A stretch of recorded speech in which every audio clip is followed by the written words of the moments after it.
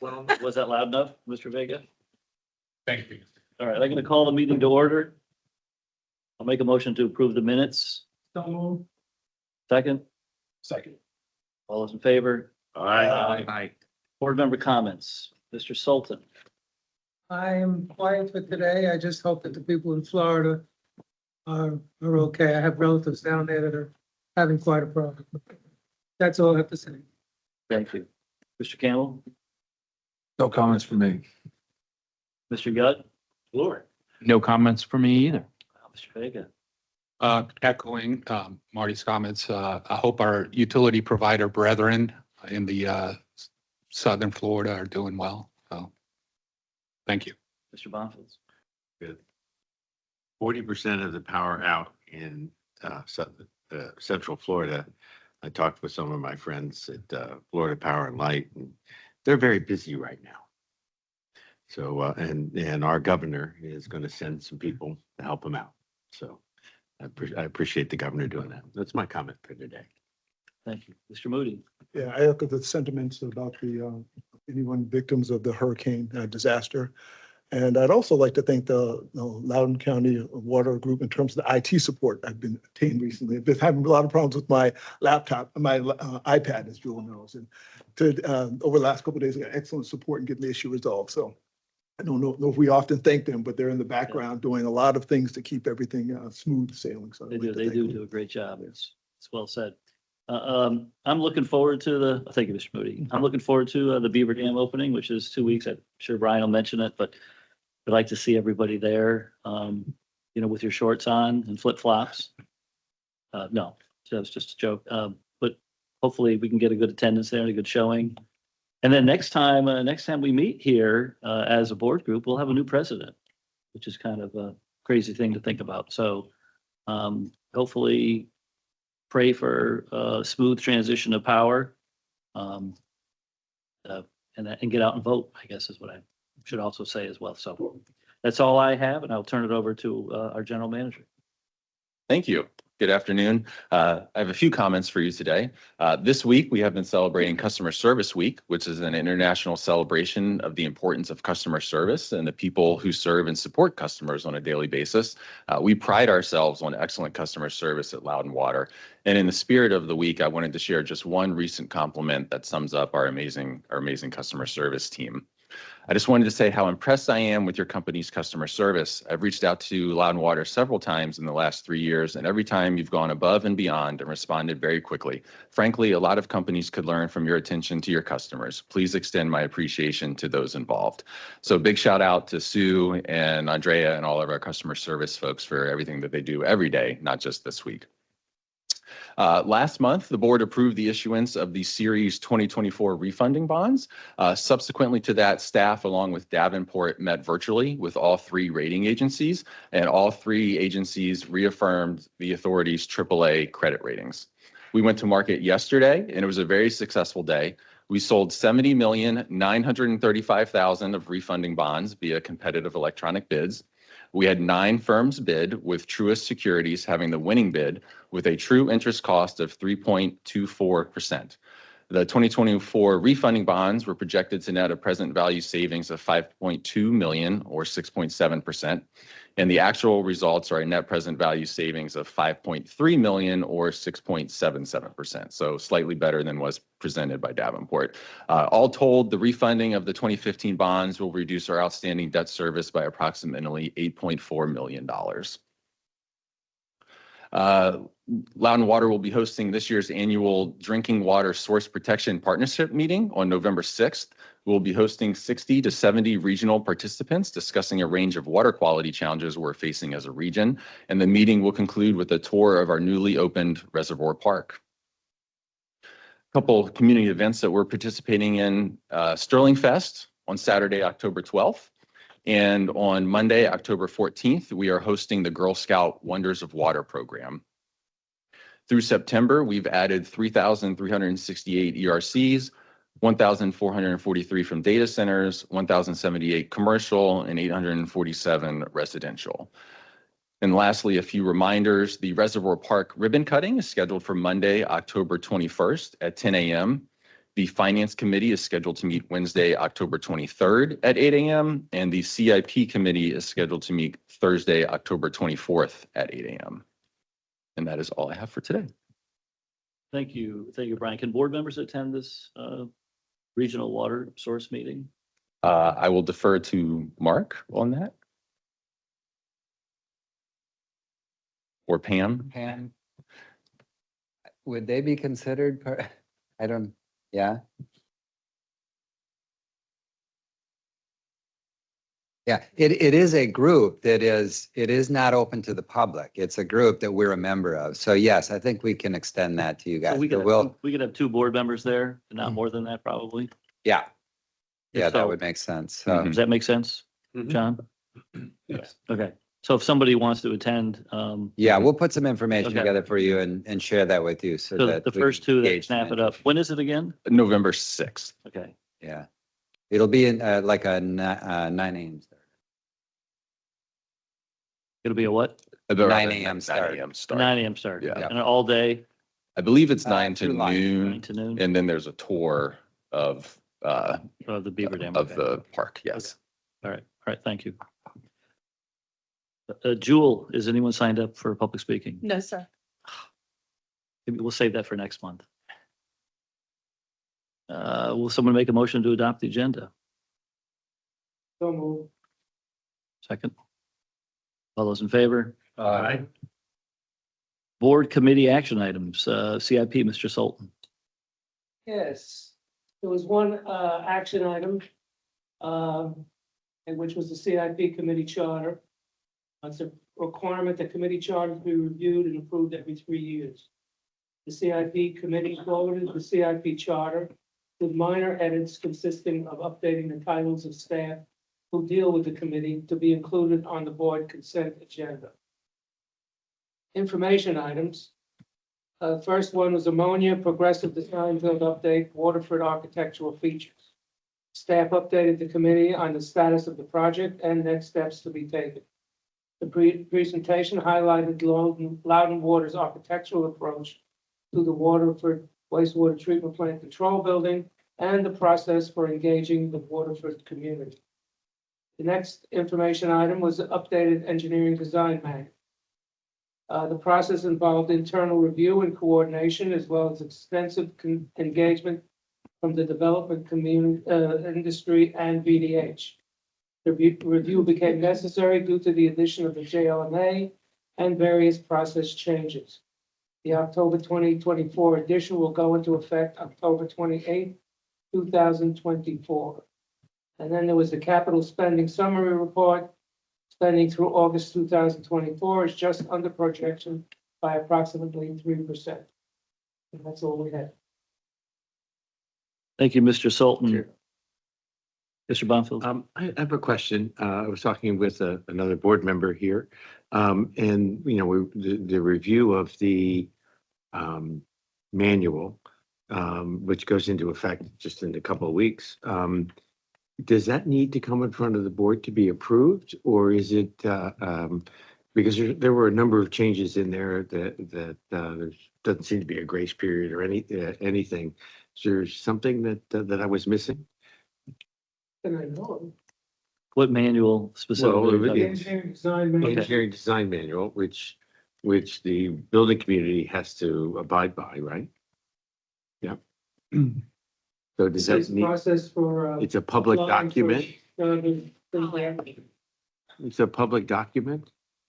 You know, I So I Mr. vaguely Bonner, remember that on some of the Board of Supervisors meetings, that public documents like that, it's a different body, of course.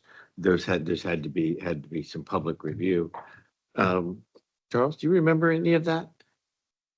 I'm in the finance committee, so I did read the summary from the CIP committee and had similar question as board member Bonfils is articulating.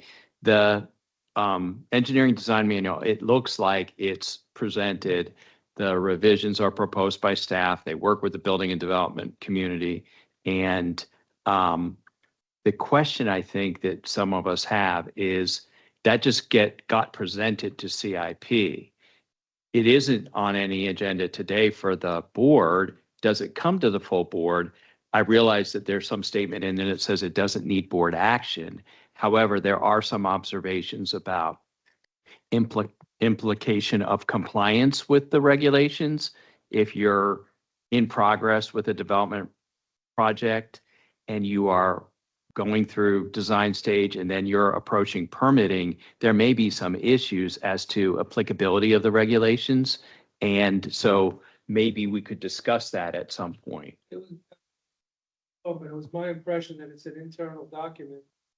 And given the extensive review of the public, that we should be okay, but I mean, your point about a internal document, it's the design manual that guides an engineer who's proposing a project on how to develop the plans that our organization here has to review.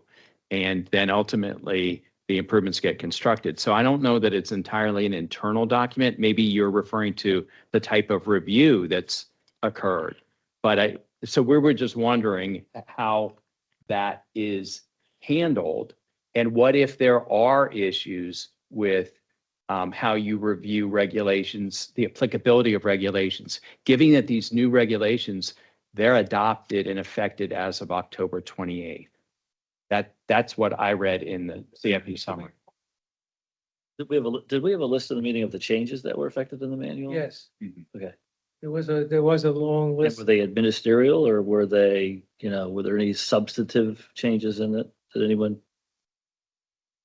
So we deemed the majority of the changes that were presented to the committee last month to be administrative in nature. And so the history with the current EDM, it was a complete overhaul of the authorities, what used to be referred to as the standards and extensions for water and wastewater systems.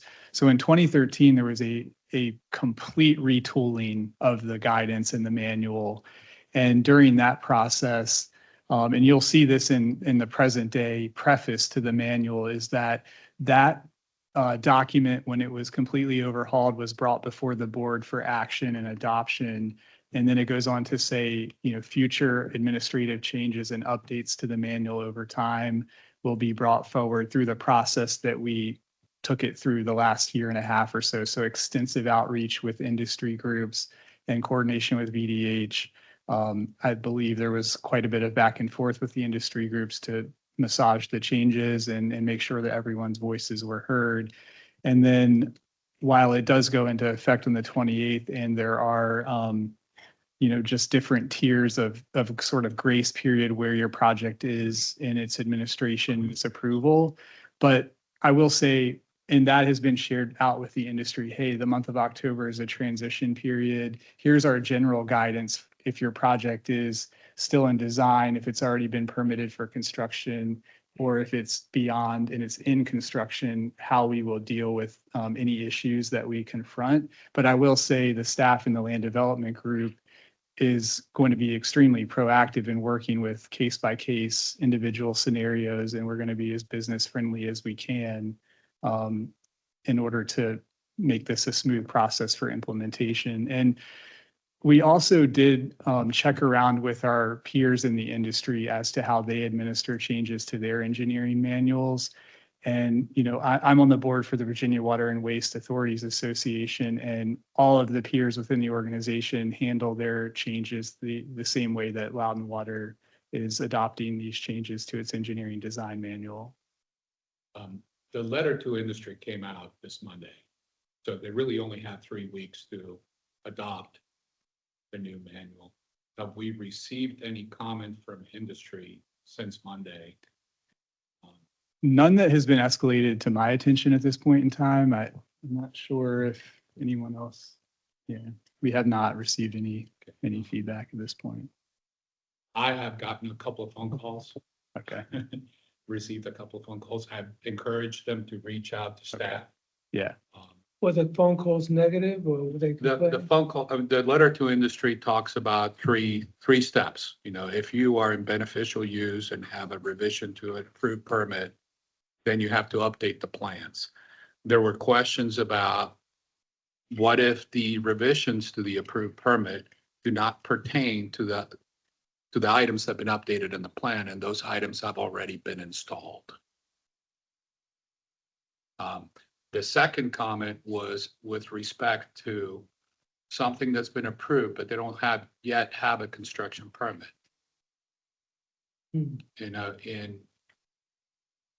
I wish that all construction permits could be acquired in 3 weeks, but they can't. And often it takes longer than that to go from an approved plan set to a construction permit. A lot of it is procedural, and it's paperwork, and it's bonding, and it's Right. a host of other documents.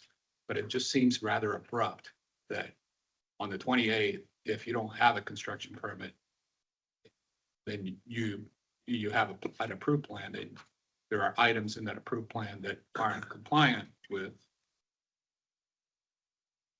That it puts them in a. So Chair, may I? is this, I have a question for Mr. Vega. Is this 3-week transition period something that we created, or is that something that the whole entire industry is doing? I think it's generally been out. We devised this 3-week transition period internally, and again, it sounds like a lot of the feedback is just not the material nature of the changes, but the implementation and the phasing. And what I know of the organization is we always attempt to exercise a level of reasonableness in each case situation that you've described, Mr. Vega. So I would certainly take away the discussion and the dialogue here today back to the team and be sure that those pieces of feedback are heard and addressed with reasonableness. I'm sorry to cut you off, Mr. Yag, go ahead. No problem. I was just going to say, Mr. Chair, I did not get any of the type of calls that Jack got. I was just really asking from a procedural point of view. It looked like it was presented to the CIP committee, and then I'm looking at the summary of the committee. As another committee member, I know I could go to the CIP committee if the chair loves to see me there. But we don't really get it at the full board. Maybe that's okay. When I saw the effective date of October 28th, I thought there might be some issues, which Jack has given examples of. But I know also that if there are concerns, folks can reach out to staff, and staff is very reasonable and helpful at all times. So I think any confusion could be cleared up. But since it's going to be effective on the 28th, which is very soon, I guess 2 weeks or so, and we don't really get a chance to see it, maybe that's okay. That's what I was asking about, just the process to review and approve if there is one. Yeah, I think the question boils down to, do we want it to be an information item that the CIP reviews and has the ability to push back and ask questions, as opposed to it being something the board has to vote on? I don't know, whether staff wants to chew on that. I Huh? would suggest, first of all, it sounds like it's not the details of the plan, but the application of the plan that's of question. What if we have some problems, what's the magic of having it go into effect October 28th? What happens if we extend that a month? I mean, that doesn't answer your procedural question, but it might answer the question of, is the community getting enough time to ask questions? Yeah, and I think we have that leeway, and if the calls start flooding in or we're not able to overcome some of the issues that have been presented, I think that would certainly be a lever we would pull on to make sure that we provide enough time for this transition. So it sounds like we can extend the date if we need to, if there's more. If need to, or in the next 2 weeks, they, take a proactive step to calling the stakeholders, the MBBIAs and the NAIOPs, and maybe the engineering community that submitted plans, or maybe the ones that are really vulnerable, that are ones that have approved plans. And I'm sure we can reach out to that few number of people that have approved plans but don't yet have construction permits, because they're really the ones caught in the window. Thank you very much for the feedback. And I think from a procedural standpoint, I'm fine with leaving it as an information item that's vetted by the committee. If anyone feels strongly about having it being something that needs to be voted on, I don't know if you want to weigh in on that. We haven't in the past, but that doesn't mean we haven't been doing it right. So Yeah, we haven't in the past, other similar organizations don't, but you certainly could have it elevated to the board to have it fully reviewed and voted on if you'd like. If that's something the board wants. and the other mechanism too is, when you're in the committee and if you have questions, you can always, instead of, you can elevate it to an action item that's something we need to consider. So I like Don't that. remember questions that would require something like that at the meeting. It was a very good presentation at the meeting. Yeah. And I didn't see the implementation, it didn't trigger anything for me for implementation. But that was last month and, and the 28th seemed like a long time away. At the end of October, we were in September, Yeah. Mr. Vega. So let me explain kind of a little bit, the sequence. We have our CIP meeting last month. And then we have a call and staff was wonderful at the call. It was the call with NAOP and NBBIA. And I listened on that call. I did not speak during that call. And then there were a lot of questions regarding the implementation at the call. And that call was a week and a half ago, maybe. And staff explained that, the letter of industry is forthcoming. And that will explain this. And then the letter to industry came out on the 7th, which is Monday. And from that time is like, hey, we thought we'd raised some issues during the call, yet the language is the same. And they had some questions regarding plans that are approved, but don't yet have a construction permit in hand. So it sounds like there's a little bit of discomfort with this language is what I'm hearing. Is that accurate?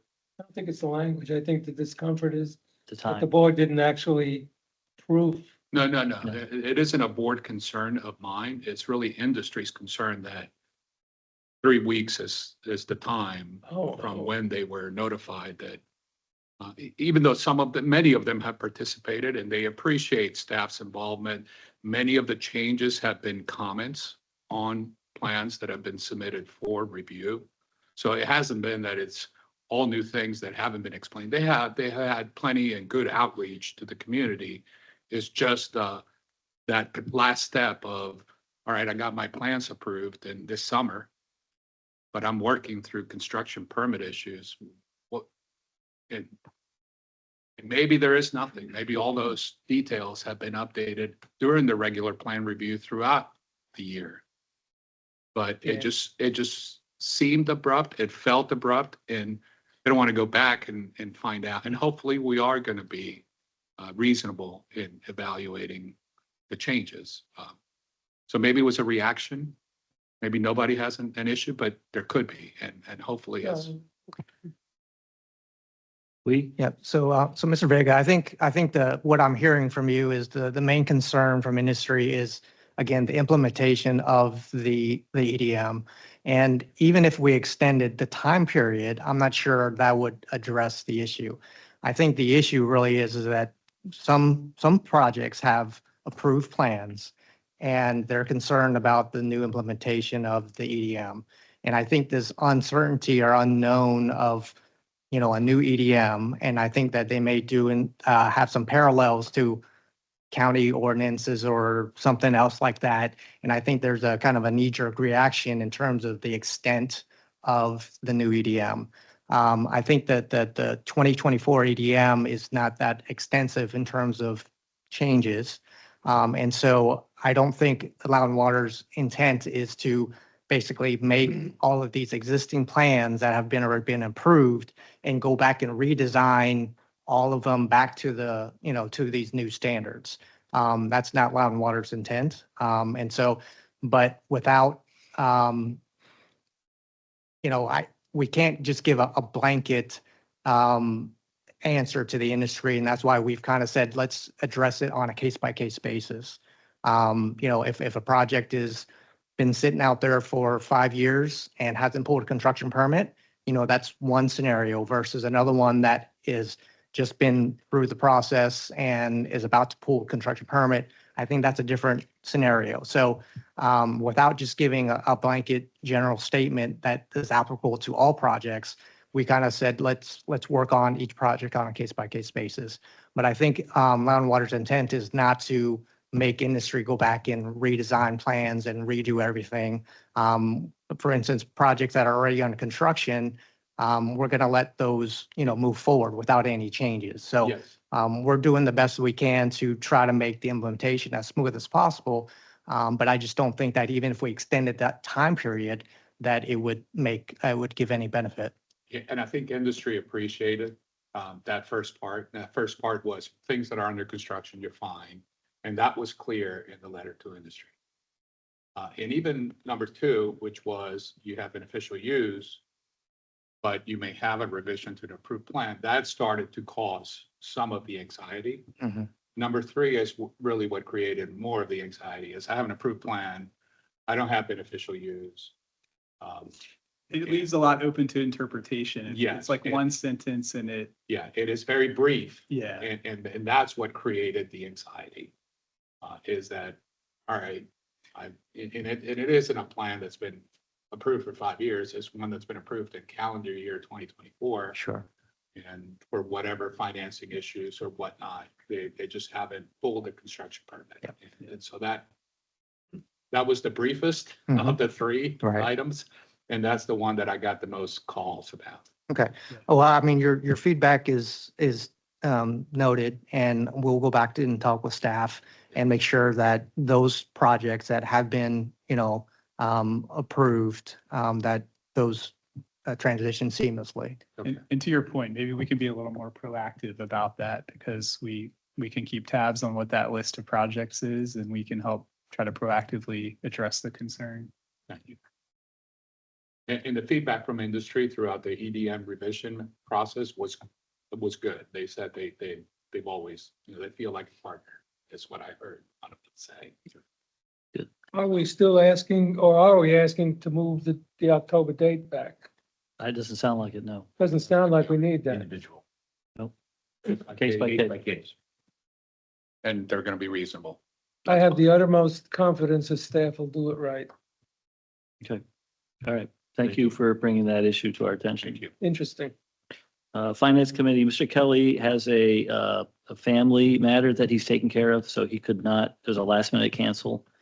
So we're just gonna table that report. Most of that report would be the charter, which is on the consent agenda, like the CIP. And then the other major item was the rate study, which 8 of the 9 board members were there for, and we will get a refresher on it right now coming up. So we're going to check that off. The consent agenda, would someone like to approve it? Motion to move the consent agenda? Somebody want to second it? I'll second. All those in favor of approving the consent agenda? Aye.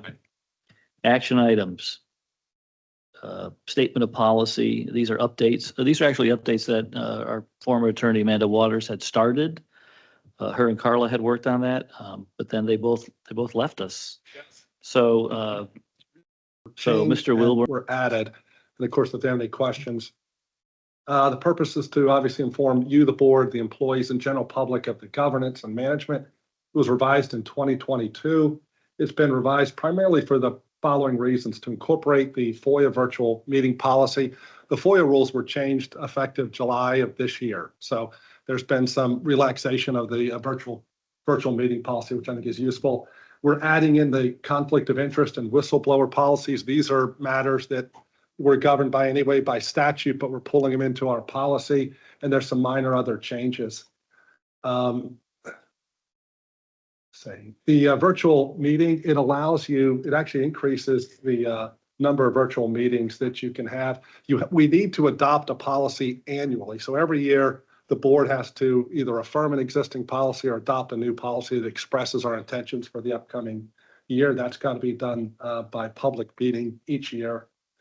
The good news is that they've expanded for the purpose of attendance and for establishing a quorum, who can be absent and why.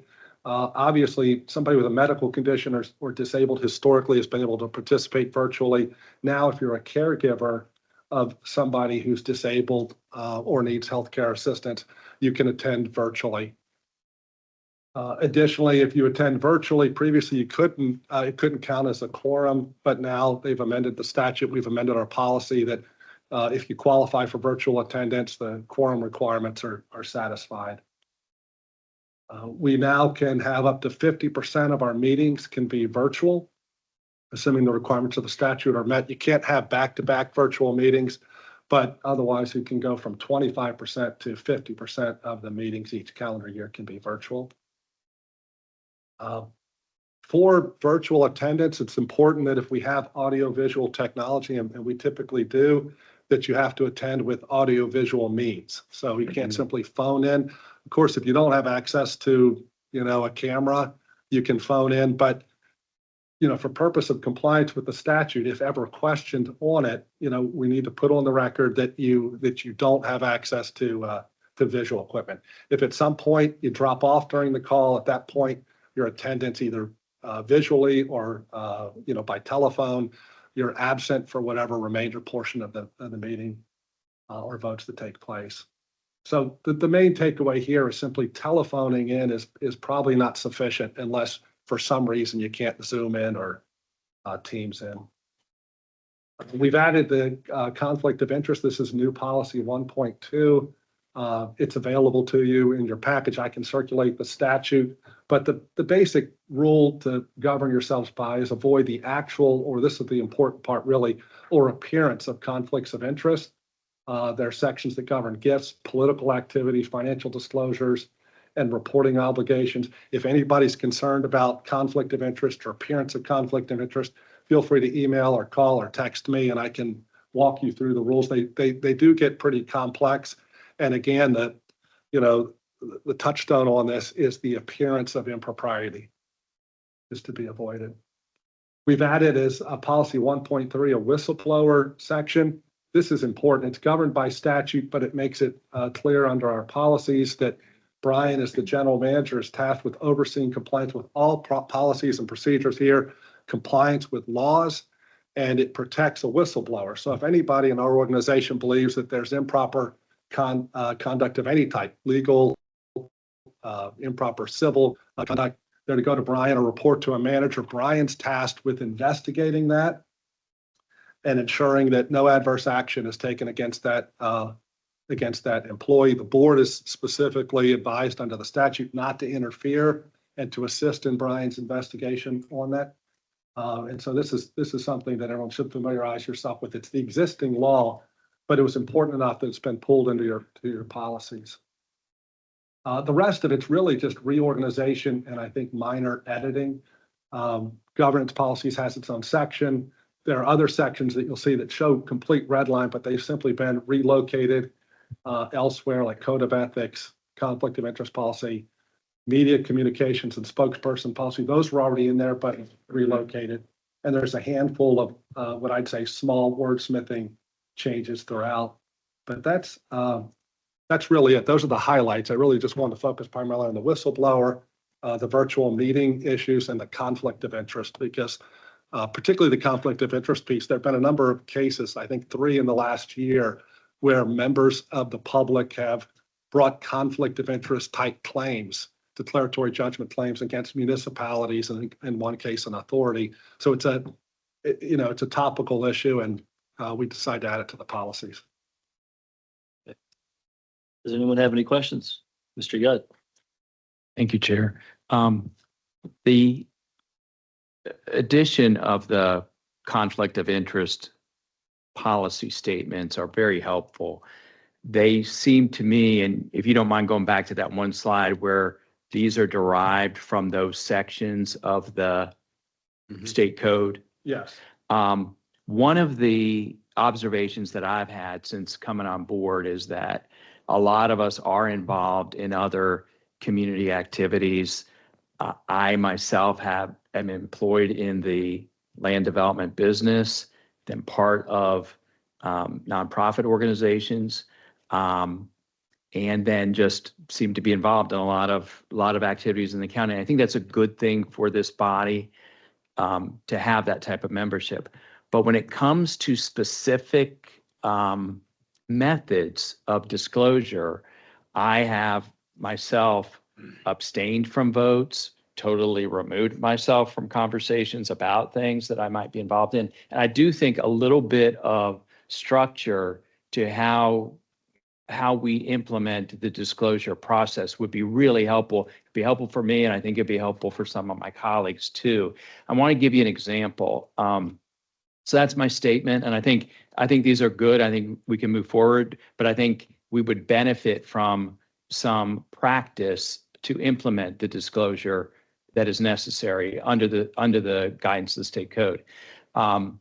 Recently, we had the State Corporation Commission proceedings, and obviously that was important to this organization as to a position on an alignment.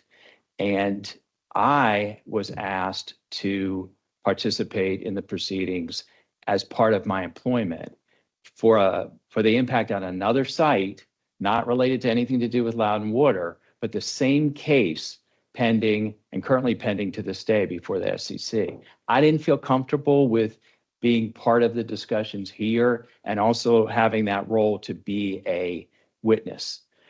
Once the testimony was filed, becomes a public record, I felt differently. But I also felt like, and please don't take this the wrong way, but I felt like I was 100% on my own in that decision and in that process to remove myself from that discussion. And so this is great that it's articulated in our policy document. And I'll say there are many people beyond just the board that relies on this policy document for all that it contains. So this is good. But I do think it'd be helpful to get a little bit of discipline and rigor in how that process is addressed. Like, you have a thing on the agenda. I'm sorry, I need to disclose, or I need to recuse myself, or I need to abstain. What is the correct process to implement that? Other boards have that clearly spelled out, and I think we could benefit from it. So I don't think I have any problem in supporting this, but I do think we need that extra step. Yeah, that's a great point. You know, one thing I could circulate that I've used with other organizations is it's like a flow chart on conflicts. And that might be useful to all of you, where you can sort of self-evaluate whether you have an interest in the subject matter that may require disclosure or recusal or abstention. And I'll circulate that. But if you have any questions, in the meantime, or any specific issue, you should always feel free just to email or call me, and I can walk you through the process, at least as I see it from a legal conflict perspective, to try and navigate that. Because there are times where I think you'll decide that you have a conflict, not you, but collectively you may have a conflict. And often the best thing may not be to not participate in a meeting at all, or to simply not vote in a meeting.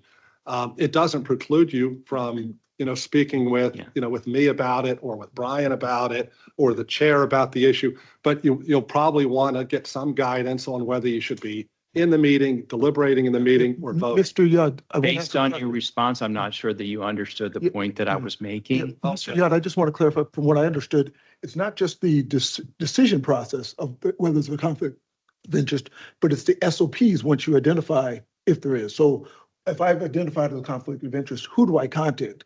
How do I recuse myself? So at that level. That's it. Thank you. That was my point to come back, that yes, that we can ask and we can talk it through to you to the extent you're willing to talk it through with us. However, I'm asking about a procedure that you expect us to comply with. I think if somebody feels they have a conflict, they ought to raise it to me and to the chair. I think that's the starting point. What I was suggesting is if you have a question about whether you have a conflict and you want to surface that and get some guidance on whether I think you have a conflict of interest or not, I'd be happy to vet that with you and discuss it. If you reach the decision, either with my assistance or without, that you do in fact have a conflict in the issue, you should surface it to me as the general counsel and to the chair, and announce the intention. I'm going to abstain from participation. I'm going to recuse myself on this issue. I think the result of the conclusion that you have a conflict is recusal. And is I will not participate in the decision-making process on this particular issue because I have a conflict of interest. And okay, so all of that is, I have no issue with that. I don't think any of my colleagues have any issue with what you're explaining. I'm just saying, do you want us to, what are the circumstances under which you would prefer a statement of disclosure, like at the opening of a meeting or when the agenda item comes up or an abstention. That's what I'm asking for. And other boards have that in terms of practice. So that's what I'm at. If there's a paper trail that's required, that type of thing? In the No, I'm just saying, There's- let's say you have a conflict with a particular action that's before you. You have a conversation with him. Does he expect you to make a statement of disclosure to say, I need to disclose that I have a business interest in this? Or does he expect you to recuse yourself from the entire conversation? Or does he expect you to abstain from the vote? What are those three expectations of you as a member? Yeah. Is that possible to articulate that? Or are you saying it's, like they said on the other item, a case by case matter? No, I can articulate. I can, like I say, I'll circulate an official position paper so you've got this in writing. But if any of us reach the opinion that we have a conflict of interest, and it may be when you get the agenda, you look at the agenda and you say, there's a piece of business here and this looks like I've got a conflict of interest. At that point, you should let us know. You should let me know and the chair know, I've got a conflict of interest on this particular action item. I'm going to recuse myself. It may be that the conflict isn't apparent to you until we're here, right? We may be in the room discussing an item that on its face doesn't disclose to you or to me that there's a conflict. But in the course of discussion, you learn information and say, well, hold on, I've actually got a conflict of interest. At that point, you should disclose it. So when the conflict becomes apparent to any of us, it's incumbent on us to identify it and disclose it and recuse ourselves. And recusal in the proper sense means recusal in its entirety, meaning I won't deliberate on a matter in which I have a conflict of interest and then simply not vote, because deliberating on the issue can influence other members who don't have a conflict. And so I think if you decide or if you learn that you've got a conflict, you disclose it when you learn of it and you recuse yourself from participation in that item, from that point forward. But I'll go ahead. Oh, no, Brett. please. I'm happy to reduce this to writing. I think it's a great point to put a specific process in place so that, and it'll essentially say something like that. I don't know what other business ventures any of you have. And it's a very small development world. It is. And it's not unusual at all that there'll be interconnections between what we do in our other professional life and here. It's expected. That's why we have these rules. But the only person who really knows that will be each of us, right? For yourselves. And so when the issue comes up and it causes any unease for you, if it causes any question or unease, you should surface it. And if you conclude it's a conflict, disclose it and recuse yourself. If you're not sure if it's a conflict, let me know. And we can talk it through and I can give you an opinion. That's not a conflict you can perceive, or I give you an opinion, I think it's a conflict. Go ahead. The Board of Supervisors, before they start their meetings, there'll often be a disclosure and each will go around the room and say, I met with this person and this thing, and this person donated to my campaign, or there's some, and so maybe if we have a subsequent discussion internally or at a workshop or a board meeting, or however we want to do it, but just to provide some more structure here. The Claude Moore Foundation has a lot going on, so we could be making a rate change or something that impacts the Claude Moore Foundation. And you go, well, you're on the board and you work for them. And, and then Mr. Coon's very involved in lots of things. And so, well, we're running this pipe over here. Okay, well, technically that might help this or that. There's so much, it's so broad outside of sort of a very obvious conflict, which I think is what you're more getting at there. For the for the smaller or the tangential or the inferences, you can kind of take these things and go, well, we just didn't deal with Nova Parks over here. And well, Jim's on the board. Well, is that a thing? And well, maybe no, we don't care. So I think just more, what I'm hearing is just more structure, more clarity, more of a procedural approach here. Does this rise to the level of this, or maybe it only rises to the level of that? Something along those lines. I don't know. Yeah.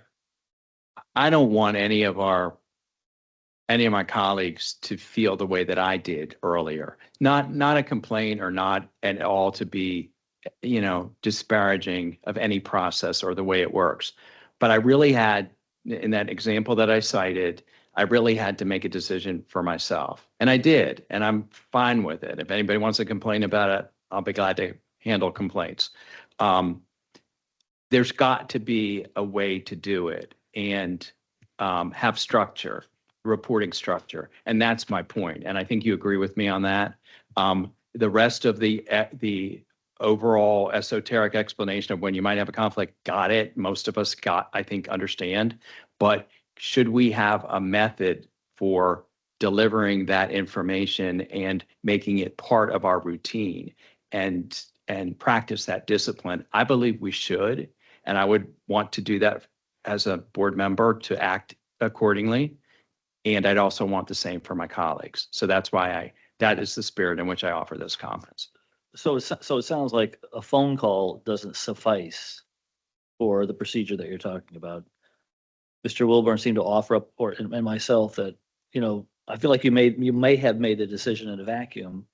That doesn't have to happen. There can always be a conversation around that decision. It doesn't have to be just on you. Okay. So We don't have to get into the specifics of that, but I did have those conversations and I still felt like I Okay. needed to make my decision that's important. alone. That's important to know. I did not know that. So Chairman, I'm actually interpreting as Mr. Yutt is looking at having it documented somewhere. So it's a procedure that's formalized. That's how I'm interpreting what you're saying. Well, as I said, I can put something together, but this conflicts are an area where there really is a lot of self-policing, right? And gut call on it. I can write it, but I can't write every circumstance. I don't know all of your business relationships. You talked, Brent, about the, different layers of this, and that's absolutely true. I'm not going to be able to write a document that gets through the different layers of relationships, whether you're a consultant for a company, whether you have an interest in a consulting company, whether you own a piece of land or your brother owns a piece of land. You can't write that as specifically. What you do know is you have to avoid even the appearance of impropriety. And that's a relatively easy test. If you have a sense at all that this appears wrong, that I'm on the wrong side of the table, given my role on the board, you should call me. You should call me and we should talk about it. If you're not satisfied or feel uncomfortable that you didn't get clear guidance on that, then let me know that and we can find some other way. You know what I think I'll counsel. do? I think I'll write up a template of possible procedures, disclose this item, and it could be some examples, it could be an announcement at the beginning of a meeting, recuse, this would be the procedure. If so, consider abstention on that item. I think you're just not understanding what I'm saying, because I get everything you're laying out about what might be a conflict. But I'm asking about a process to disclose as part of our meetings, a public statement that a member could make. But I will write that out as a straw man example, share it with the chair and you and my colleagues, and then you can opine on how best to refine that. Happy to. Thank you. all right, so someone needs to make a motion to approve the attached statement of policy. I'll make the Will you read it? motion to approve the attached policy with the. As presented. Adopting it as Okay. presented. Someone want to second that? I'll second. All those in favor? Aye. Mr. Carnes. Thank you. Resolution. So we're going to talk about user rates, reclaimed water rates, availability charges, other fees and charges, and the proposed schedule for implementation. So this is your existing rate structure. Your residential rates for water have a fixed quarterly charge plus 3 usage tiers. And your sewer is a fixed quarterly charge plus a usage rate. And the usage rate is capped at the winter water consumption plus 3,000 gallons. On the commercial side, you have a fixed quarterly charge based on meter plus a 2-tier usage structure. And the sewer is a fixed quarterly charge plus a usage rate. The design of the rate structure is that your fixed charges should generate between 25 and 30% of the revenues. The proposed rate increases come in at about 29% for the going forward. And the residential tiers 1 and 2 plus commercial tier 1 are designed to fully fund your O&M and debt service coverage. And then tier 3 and commercial tier 2, that's for usage that's above your purchase capacity. And so that's going to fund the accelerated replacement of our water and sewer assets. So the proposed user rate adjustments are 7% annually for the next 3 years. And then after that, they are proposed to drop down to 4% again. But we do this every 3 years, so we will come to you again when it gets there. So this is what was presented at the Finance Committee. One of the questions we got was, could we show what a non-residential customer bill looks like? And so we did a school, a restaurant, and a data center. And you can see the corresponding ERCs with those businesses, what they pay currently, and then what their change in their quarterly bill would be going forward. Again, this is based on the proposed 7%.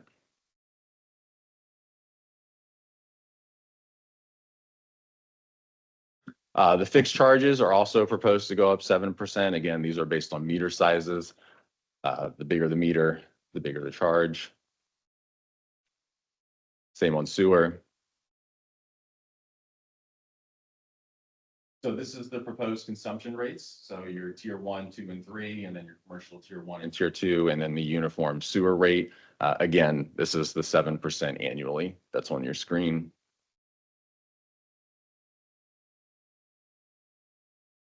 One of the things we were asked to look at was, what does a 9%, 7%, and a 5% increase look like? And so that's presented before you there. You'll see, if you can go back and compare your 25 and 26 changes in your quarterly bill are higher under the 9 and the 7, and then the 27 with the 5% is lower than if you did just the straight 7%. Like, for example, 2025 was about a little over $16 with a 7% increase. And this is the same chart for commercial customers, assuming a 9, 7, and 5% increase. So your 2025 and 2026 are coming in, you're seeing a bigger change in your bill in those first 2 years. So a little bit of background on the drivers. You have a significant capital program for the next 10 years, about $1.5 billion. We saw very large increases in our power and chemical costs over the period, as well as large increases in our wholesale purchases for Fairfax Water and DC Water. And we're continuing to fund our R&R. And this is for going forward. We have cost escalation for 5% for employee salaries and benefits and electricity, and then most of the others are 3%. We're using ERC growth and reducing it by about 20% based on the county residential projections. Your user rates are funding approximately 22% of your capital program, and you are anticipated to borrow some money for 2025 to 2029, but the timing and amount will vary depending on how many connections we actually see over the next 5 years. So this is your target in your rates is to fund at least 50% of depreciation. This is using the 7% rate increase. As you can see, you're between 60 and 70% of funding of depreciation over the next 5 years. Real quick on the depreciation. Yeah. What's the time period that we're depreciating? Does it vary based on the asset? Yeah, water's 50 years, sewer's 40, vehicles are 7, IT varies. So yeah, Okay. yeah, it So varies. That's so, because I'm back on that life expectancy thing. I'm thinking, okay, that pipe. Yeah, got a 80-year life. we're depreciating it quicker than the actual engineered useful life. Okay. is. Yeah, Okay, and that's consistent in the industry. okay. So this is what a total quarterly residential bill looks like. The proposed Loudon Water 2025 is the 7% increase. And as you can see, we are at the bottom of the chart.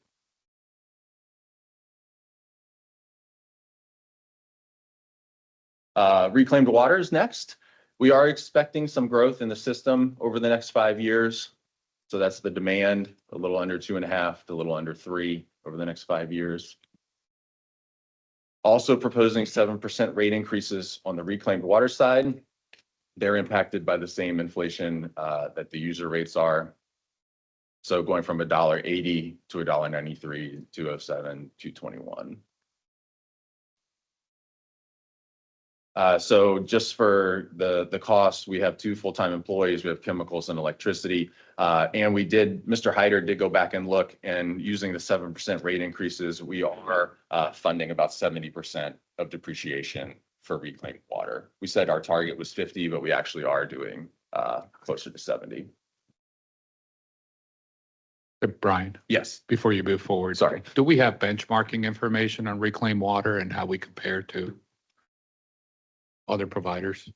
As far as like our cost, I don't know if we've compared our cost to others, but we can do that and see what it looks like. Yeah. And I might add, Mr. Vega, that's a great point. And I believe this fall, we're going to be coming forward with an item specific to reclaimed water for the Water Resources Committee. And that's a great one that I think we can add to the list there to bring Thank you. forward to the committee. So next is availability charges. So your methodology is that new customers should pay their fair share of the additional facilities needed to serve their demand. So growth pays for growth. It's intended to recover costs to provide the treatment, transmission, distribution, storage, and collection facilities. It's not calculated to fully fund your capital program. So the charge is calculated by looking at each component: supply and treatment, distribution, collection, pumping, storage, and other system improvements, and looking at our historical investment as well as what's in our CIP, and then dividing that by our existing and future capacity. And so then you come up with a cost for each of those components, and you add those together to how much you should pay to pay for water and sewer availability charge per ERC. So when we did the availability charges, the first option was a 1-year adjustment. And you can see that's a 7.7% on water and a 21.6% increase in sewer, followed by 3% rate increases after that. In discussion with Stantec, the recommendation is to phase those in. And so the water would be 4.8%, 4.5%, and 4.4%. And then sewer would be 9.7, 8.8, and 8.1. And the combined averages out to 7% per year, which just happens to align with your user rate increases of 7% per year as well. And so how does that compare? You can see where we are currently versus doing the 3-year phase in. We are pretty comparable on our sewer. The water's where it gets a little more expensive compared to some of our neighbors, but we are expanding Trap Rock. We have Beaver Dam Reservoir. We have Milestone Reservoir. A lot of these other utilities, you don't get as much for what you pay for, at least in our opinion. Other fees and charges. As part of the rate study, Stantec reviews some of our ancillary fees, such as inspection, plan review, record drawing, and CCTV. These are true costs of service. All we're trying to do is recover the materials and labor that we charge for these. And so they recommended fees be updated based on costs for 2025, and then increased by 3% after that in 26 and 27. One of the big changes that you'll note here is in the inspection, we are moving away from a minimum to a base charge, and this aligns you with all your other charges. Plan review, record drawing, and CCTV all have a base charge. So all of your rates now, or excuse me, all of your fees and charges will now have a base charge.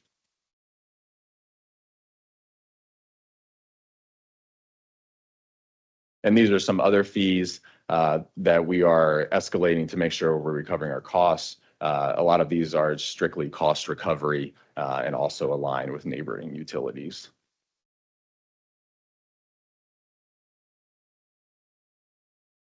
At the meeting, Mr. Kelly asked kind of what an all-in cost would be for sample developments. And so we have one residential customer, a 6.5 ERC commercial customer, a data center, as well as a data center with reclaimed water. And the top is what they currently pay for development charges. And then the bottom is the proposed 2025 development charges.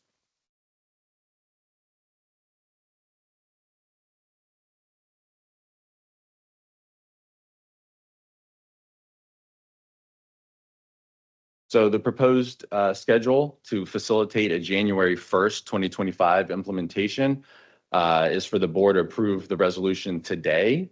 We would assume we would advertise in the Times Mirror per the code the next 2 weeks. A public hearing would be scheduled for November 14th at 6 p.m., which is the date of your next board meeting. And then bring the proposed final action to the board at your December meeting. And then new rates would be effective for any bills generated after January 1st of 2025. That is the proposed motion, and the resolution is drawn up assuming the 777 rate increases. Thank you, Brian. Mr. Yudd. Thank you, Chair and Brian. Excellent presentation. And I think at Finance, we had a very thorough discussion. And thank you to you and the staff for adding the things that were asked for. I had been sort of walking around town under the impression 7% is the rate increase.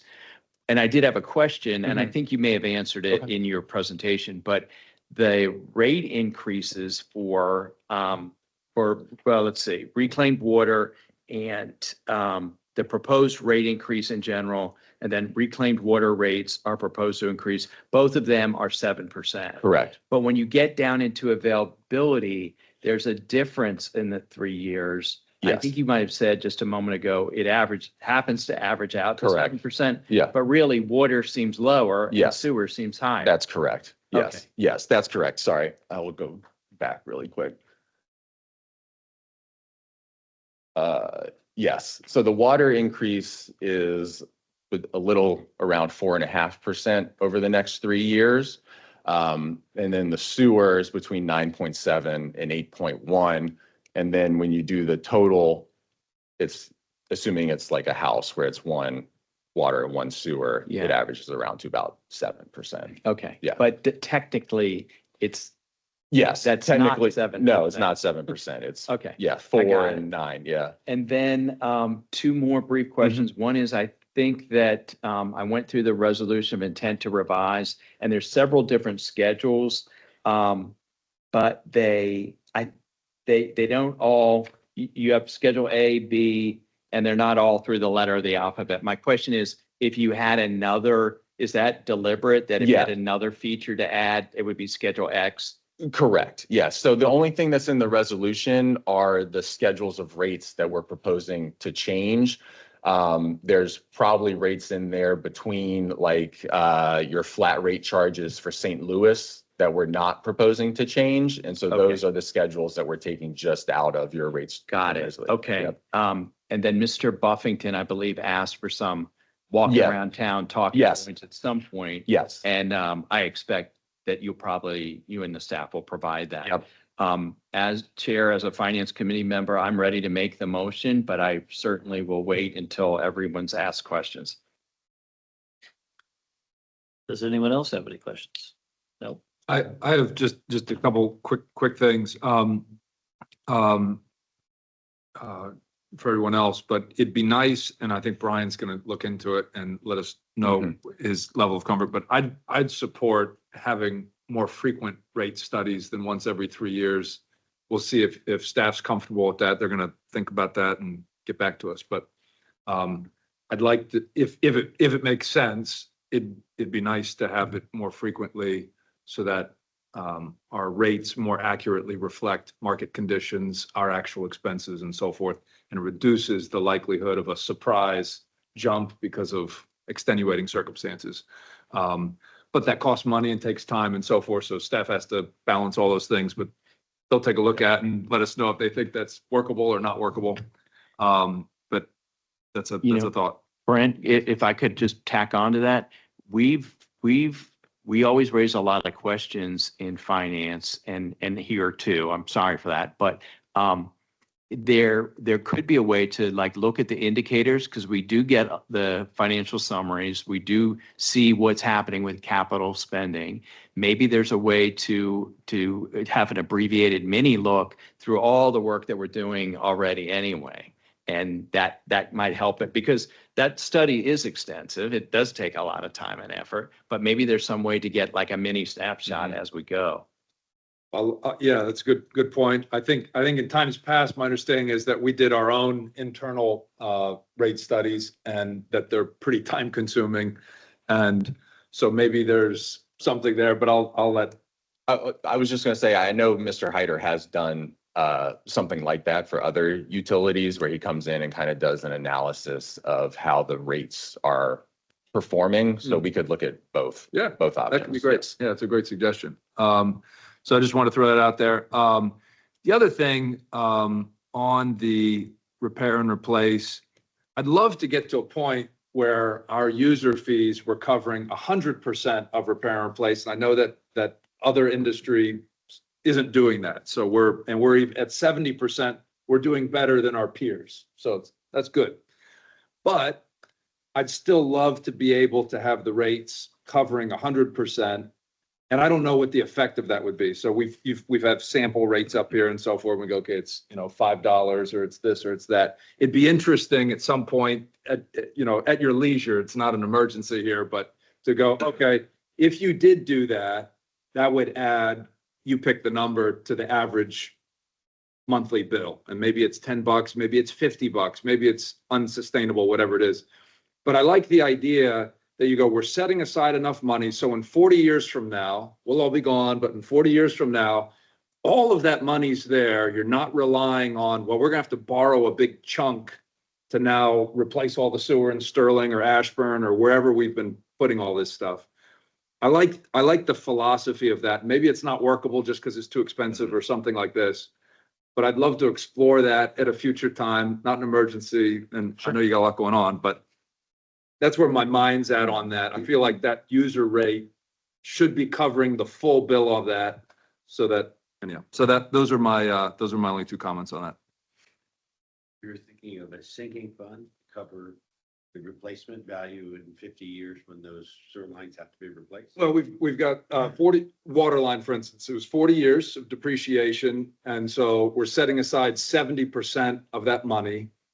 And so theoretically, in 40 years from now, we would have 70% of the money needed to replace those water lines. Now, maybe the water line lasts 50 years instead of 40 or 60 or so forth. We don't know.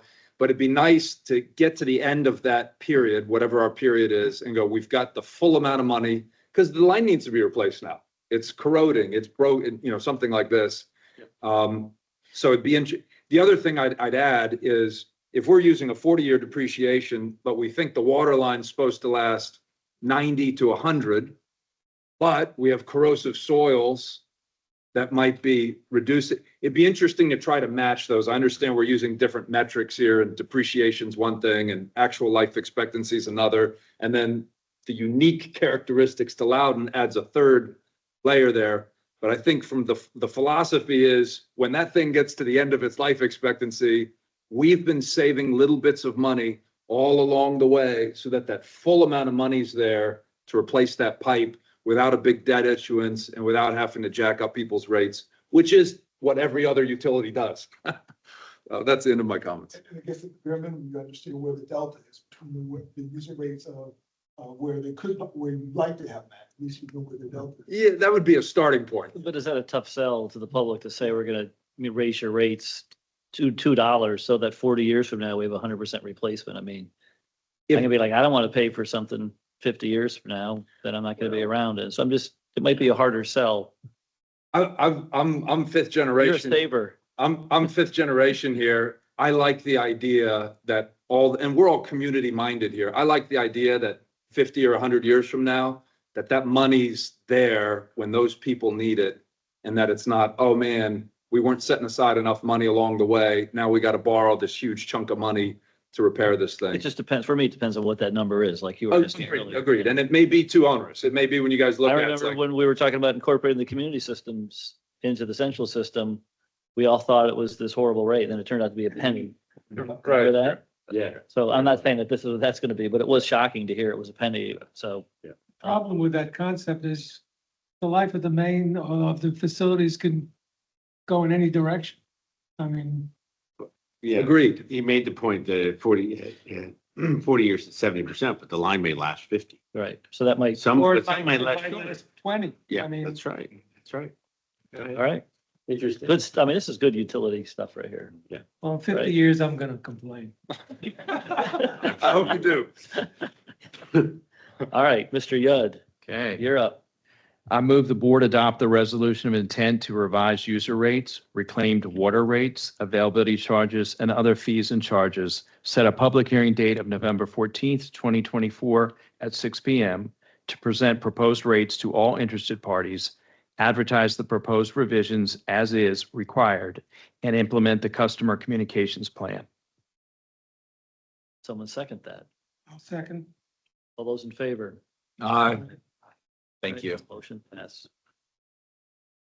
New business, none. Information items, none. Monthly reports.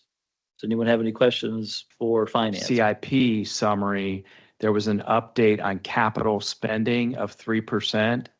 There is a summary in the financial summary that we get on a regular basis that it speaks to capital spending, but not exactly in that same manner. So I guess I'm asking, what was the 3% about? And how does it relate to the references to capital spending in the monthly financial report? I don't know if they're matched up time-wise, are they? It looked like they were.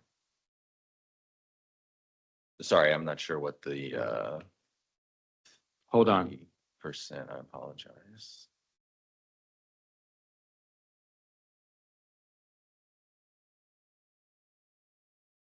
In the CIP committee, there was a report on capital spending summary.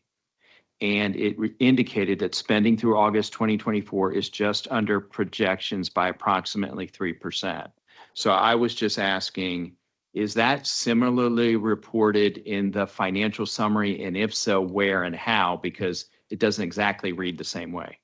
Yes. So if you look at page 4 of the financial summary, Hold on. Okay. that last column, 97% spend. So we have spent 97% of what we said we would. So that's the 3% variance. Okay, and I think that's helpful. I think what I was looking at was page 5. And so directing me to page 4, where that actual number is helpful, because I really couldn't get, I was looking for 3% on this sheet. That's the question, really. So thank you. You're welcome. Thank you. That ERC line is amazing. Just keeps diverging. All right, does anyone else have any questions for finance? Water resource management, everything looks green. Does anyone have any questions for Jessica? What's going on out there in Winchester? In the red? Groundwater, well, I don't know, Frederick County. and then water and sewer agreements by WeTran. Is it, were we supposed to have an update on that report? Yeah. Yep. Okay, Right now. we do right now. Let me see. So good afternoon, board. As we mentioned at the last board meeting, we were going to make some updates to this report based on some board member comments. And I'd just like to take a couple of minutes to walk you through the new edits and minor tweaks to the report. And hopefully that'll help your review of this report on a monthly basis. So these are, again, water and sewer agreements that are signed in September of 2024 by the general manager. A is our easements, dedications and vacations. The first column are the project name and project ID. The next column is the property owner that's granting us the easements, document date, and then acquisition type. This is noted as a D or a V, and D stands for dedication. V is vacation of an easement. And then the next column is an easement type. And so W stands for water, S stands for sewer. And then if we had reclaimed, it would be an R or an access easement, or temporary construction easement. So the easement type is then is labeled there. And the next column is comments. So if there's anything that is special or particular, we will note that in the comments section. This first page, there's nothing of note for any of these easements. These are all part of county referrals or just typical business that Loudon Water does. We can go to the second page. At the bottom of the table, there is a little legend in very small text. If you wanted to see some different notations of the type of easements. But we'll go down to B, which are developer agreements. So these are agreements that Loudon Water enters into with typically developers before they move into construction. And these agreements require essentially the developer to abide by our standards, including the engineering design manual throughout construction. Again, as we go through the columns, first columns, project name and ID, the entity name that we're entering in the agreement with, document dates. And then we've added this column here for development type, where it tells you what type of development that this project is proposing to construct. And then the next column is agreement type. I would say majority of our agreements have no reimbursement, but there are on occasion some agreements that do have some reimbursement. For instance, in this particular report, number 2 is a residential project, and we've asked the developer to construct additional 100 linear feet of 8-inch sewer and a little bit additional depth, and it's going to be eligible for reimbursement for up to $58,000. So if there are anything special, we will note it again in the comments column for you. And then the last C is just what we're calling other agreements. This particular month, we had a couple of amendments to the developer agreements, which were extensions to the timeline of the developer agreement, and some license agreements for security fences that cross perpendicular to our easements. So again, that's noted in the comment section. So are there any questions or comments? No, I appreciate the additional context. It is helpful. It is something we see monthly. So I do have a couple of questions from looking at the report. I noticed one of the property owners on item A, line item 7 is APA, which is Arlington Partnership for Affordable Housing. I don't know if we're still getting requests from the industry to provide financial or grant application help or with connections for those affordable housing projects. I know it's something that comes around time to time, and there was a town hall meeting by Supervisor Briskman where she brought this up. The members keep asking repeatedly as to what we can and cannot do with respect to fees. Yeah, and I haven't had a chance to talk with Mr. Wilburn yet, but they have provided us kind of a document as to what we can and can't do. And so I think the plan would be we can have John come to a future board meeting and maybe lay out, the reasons why. So it's documented for the board. So you can hear that. Yes. Thank you. Mhm. The second item on table A as well is, we have the final document date, which is kind of like, doesn't talk about the gestation period of a plan, the life cycle of a plan.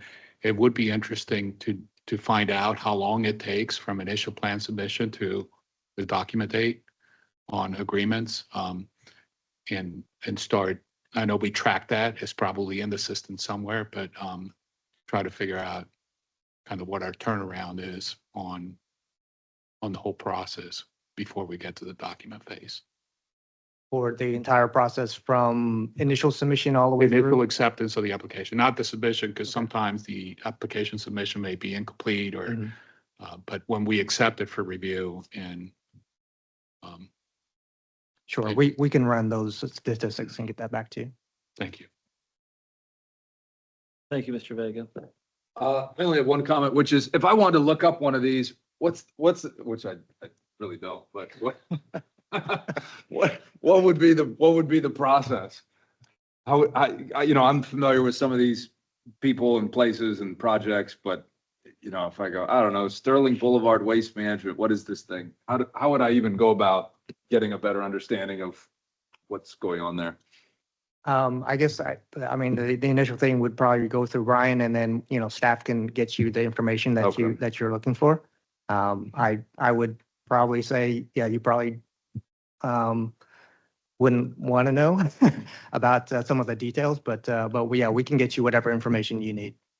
Is there anything simple like a database or something where you can go, all right, Heartland South road improvements, what are these boop, and the plan comes up or something like this? Is there a database there? So I don't have to go hassle Brian, who hassles you and all this, just go boop. So on our quarterly land development report, there is a map that kind of shows you projects that are either first submission or construction permitted. Yep. So that does kind of show you where in the county those projects are located. And there is a legend that calls out the project number and project name. As far as the actual construction plans, we do have a database in land development that has all of those plans. They are kind of for internal use. They're not external facing. Okay. And I think to a degree, I live and breathe that ecosystem of plan approval and plan review. Many of those plans have a parallel application number at the county, and those are stored electronically in Landmark. But it does become, it is kind of looking for a needle in a haystack, trying to even go on the county system to retrieve some of these, and then it's a very laborious mix and match. Yeah, I might offer, now that we've reorganized this report, one issue that I saw right off the bat was we were listing like landowner names or entity names, but not project names. And to me, that wasn't very helpful. Yeah. If you're truly interested, again, now that Loudon Water, our database is internal, it's not like Landmark, the county where everything's searchable, but that project name would at least allow you to go into the county's Landmark database and likely get a query to return you that project, but it wouldn't be guaranteed. But yeah, we've not explored, having our database be external. Some of it has to do with sensitivity of critical infrastructure and so forth, Sure. but something we could talk more about. Well, at least just from my perspective, I mean, I don't know how long I've been on this board now, but I appreciate getting these updates, but they're not particularly meaningful, at least to me, unless I could actually look at a plan and go, oh, okay, I can see where that sewer's going or that line or that infrastructure. Just a name and an owner and a date and like, hey, we got a thing. Like, I don't know. Okay. I mean, if I don't know what the purpose of if the purpose of the document is for us to actually provide some degree of oversight or something, I would need to be able to look at this. If it's just a FYI or something, I don't even know that we need to be doing this. You could put anything on here and I just go, okay, I don't know. So I don't. Yeah, the original intention was in 1988. I think all of these documents were coming to the board and being signed by the chairman. So it was once a month, or if we didn't have a meeting, then every other month. And so the board delegated the authority to sign these agreements to the general manager with the expectation that staff would come back and tell the board, these are the agreements that were signed on your behalf. And then the expectation was that if there was something abnormal in those agreements, then that would be shared with the board. But if it was a standard developer agreement, then This is from 1988. that's when this started, correct? Yes. And I understand kind of the magnitude of it, but it would be helpful to like the $58,000. That's the direct benefit to us by having the developer install the infrastructure. On the ones above that, kind of having a dollar value that gives us a scope of, even if it is self-serving infrastructure for a particular project, they are completing looping the system. Kind of a sense of financial scale might be beneficial, maybe not. And I don't know how onerous that would be for our staff to gather. But I think it brings kind of a dollar value to some of these things. And, are we getting $50,000 or $50 million worth of infrastructure being installed? And I think that would give it a little bit more meaning to me. Well, just one person's vantage point here. I don't particularly feel like I need to look at this document every month. And so I'd be just happy letting you guys sign your agreements with folks and move forward. This feels like really standard stuff. If the intent is for us to provide oversight on this, it would be helpful for me to have more information. So I'd be comfortable going either more information or even get rid of it. And that's just me. Everybody else might feel differently, which I respect. And if everybody else would still like to have this report every month, that's fine with me too. But it's not doing anything for me personally, unless you all will provide additional information. But that's just my perspective. You guys could feel differently. I feel that we should keep it for, if nothing else, for transparency. I mean, it's an information item. It's You an scan it. I mean, I scan it to see if I know anyone on there, which you probably do. And then if you do, you could go do a deeper dive, but we gotta have something for we to do. Well, I think Wee's got a lot to do, actually. I think Wee's got plenty on his plate. So, All right, you only get one report upgrade a year, Mr. Vega. All I'll right, wait till 2020. well, it's coming up. It's only it's only 2 months away. All right, there is no closed session today, so we can move to adjourn, and I'll make a motion to adjourn. Second. All those in favor? Aye. We are adjourned. Thank you. No closed session. No closed session. I'll do a super long one next time.